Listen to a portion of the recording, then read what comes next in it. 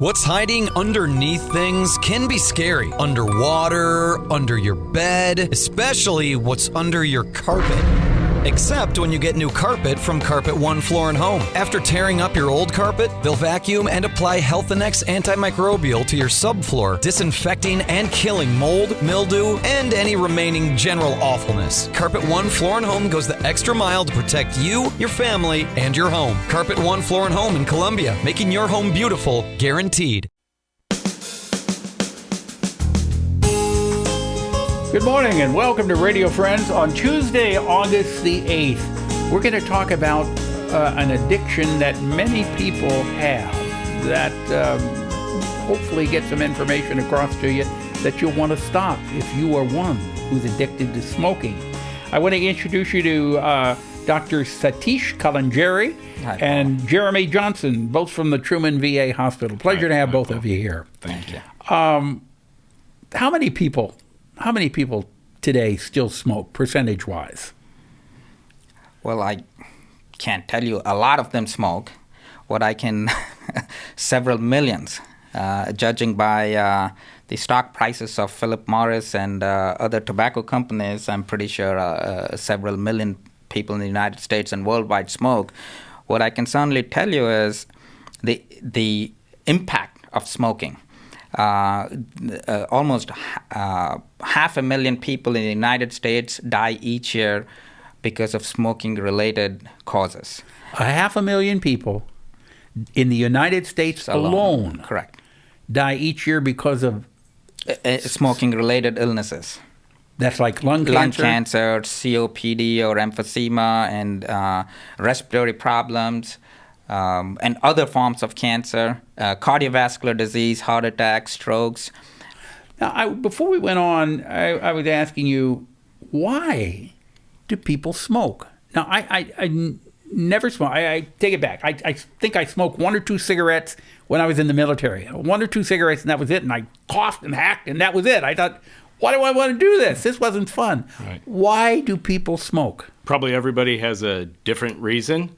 But, it tends to be in our formative years when we're developing our own decision-making capacity, and maybe you're influenced by people you're around and there's some social pressure to try it. And so you try it for whatever reason that may be. And then some people, such as yourself, may have a bad cough and it may taste terrible and they decide it's never for them. Some people may get some kind of pleasure reward. We know that there's centers in the brain for nicotine receptors and things like that. And they may have a good feeling, almost like you would when you drink a glass of wine or have a beer. And so then you have that pleasure response, and then that may lead to more and more smoking. And you become addicted. And then over time, we do know that addiction and craving may be one of the biggest barriers that prevents people from quitting smoking. So there is a way to quit smoking. How do you do that? Yeah. So to me, I always think that the first thing is mind over matter, that you have to come to the decision that you want to quit smoking. And people that are smokers hear it all the time from their physician, from other people they're around, why it's important to quit smoking. We talked about that last time, why it's important to quit smoking. We know that probably about 2/3 of the people that are smokers want to quit. And so how do you quit? Well, then there's multiple ways to quit. And that's what we really want to get out there for the veteran today, is that there are effective resources that we have to help people quit. It looks like some kind of behavioral counseling in combination with pharmacologic or medications may be the biggest thing that help people quit. Okay, so people can contact you at the VA hospital. Correct. So the veteran can self-refer themselves to what's called our smoking cessation program, or sometimes just called the Quit Group. And so they can contact, we'll have her name at the end of our slides here, Amanda Bantz, who's one of our outstanding social workers, and she's the lead tobacco clinician. And so they can contact her, and they can get enrolled in this class group that will help them get some of the resources they need to quit smoking. It's called STOP, right? Stop. Amanda Bantz, and you can reach her at 573-814-6216 or the University of Missouri at 882-4634. Now, if you call the university, what are you going to get there? So we know if you're not a veteran that Boone Hospital and the University of Missouri healthcare system obviously have resources available.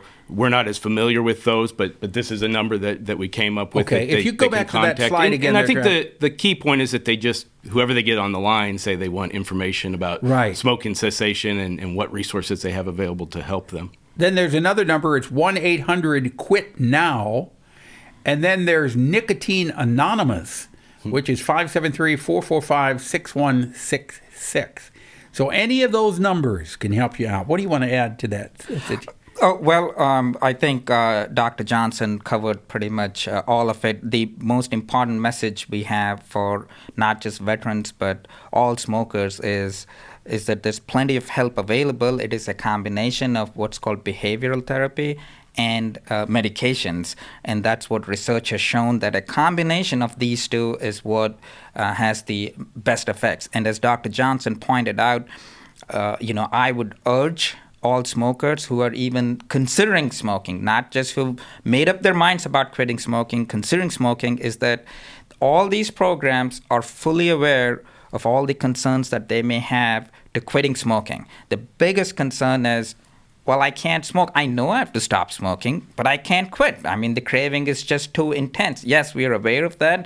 And this is not just about lecturing you to stop smoking. There's plenty of the behavioral therapy, for example, has several components. There could be one-on-one talk, text messaging, telephone services, group therapy, which is what Amanda Bands finds most helpful. You can relate to all the problems that each other member of the group has. Then we have got medications such as nicotine replacement therapy, Chantix, something called bupropion, also called Wellbutrin. All these things have been extensively studied, and these programs will very specifically address all the concerns that patients have. And I would urge all those who smoke to contact these numbers, even if you have decided not to quit smoking. And that is the biggest message we have, which is, you don't have to necessarily come up with an action plan yourself. That's our job. We will help you through it. All you have to do is make that phone call and get in touch with the providers, whether it's at the VA or elsewhere. And there are so many good reasons to stop smoking.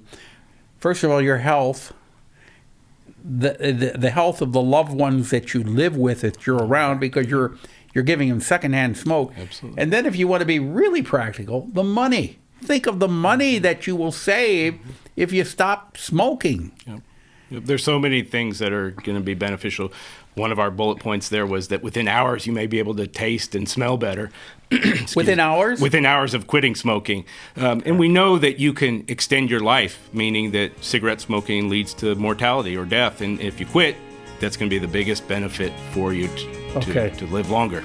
Doctors, thank you so much for coming by today. I know, as you said, it's very difficult, and people who do smoke don't want to be harped on. So we're not harping on you, but there is help out there. Give it some serious thought about stopping and putting that cigarette down. Appreciate you coming by from VA Hospital. Drop me an email, pepperp@missouri.edu. Bye-bye.